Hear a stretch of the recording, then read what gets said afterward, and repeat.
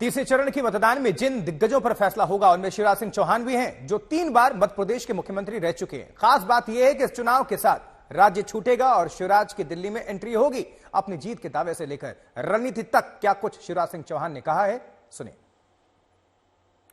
मध्य प्रदेश में तीसरे चरण का मतदान जो है 7 मई को होना है और इसमें अगर देखा जाए तो देश भर की सीटों पे नजरों के अलावा जो सबसे ज्यादा महत्वपूर्ण सीट है वो है विदिशा लोकसभा सीट, जहां से मैदान में है मध्य प्रदेश के 16.5 सालों के मुख्यमंत्री और विदिशा से ही 5 बार के सांसद शिवराज सिंह चौहान। शिवराज सिंह चौहान 6 बार के विधायक है, 16.5 सालों के मुख्यमंत्री हैं और 5 बार से सांसद हैं। लेकिन इसके बावजूद विदिशा जिलों में उन्होंने विदिशा लोकसभा सीट पे अपनी पूरी ताकत झोंक दी है। शिवराज जी, सब सवाल यही पूछ रहे हैं कि आप तो इतनी बार यहाँ से सांसद रहे, लेकिन ऐसा लग रहा है मानो पहली बार यहाँ से चुनाव लड़ रहे हो। वैसे ही सभाएं, रोजाना लंबा रोड शो और इतनी भीड़। प्यार है कि बढ़ता जाता है।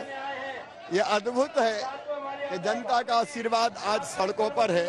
यही जनता मेरी आराध्य भगवान है और इसी की सेवा मेरे लिए भगवान की पूजा है।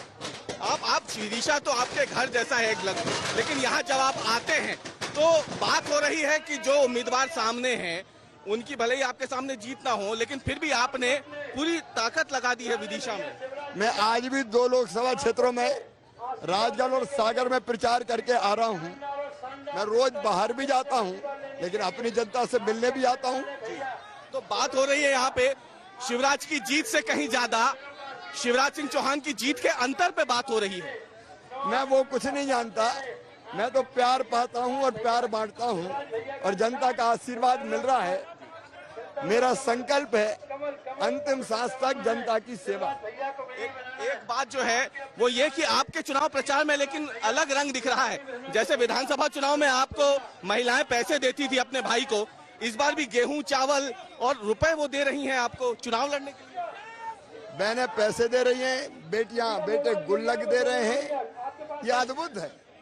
मैं तो अभिभूत हूँ, रोम रोम पुलकित है, भावुक हो जाता हूँ ये प्यार देख के। शिवराज जी, लेकिन जो 2 चरण का मतदान हुआ है, 2 चरण के मतदान में जो वोटिंग का प्रतिशत गिरा है वो भाजपा की चिंता का विषय नहीं है क्या शिवराज जी? आपको कैसे? कोई चिंता का विषय नहीं, वोट केवल भाजपा को मिल रहे हैं। एक सवाल और, ये परंपरागत सीट है विदिशा आपकी, लेकिन जो आपकी प्रमुख विपक्षी पार्टी है कांग्रेस, उनके एक बड़े नेता हैं जो अपनी परंपरागत सीट अमेठी से इस बार चुनाव नहीं लड़ रहे हैं, वो रायबरेली से लड़ रहे हैं राहुल गांधी चुनाव। इसको आप कैसे देखें, क्योंकि आप अपनी सीट पे तो हैं लेकिन वो रायबरेली चले गए हैं।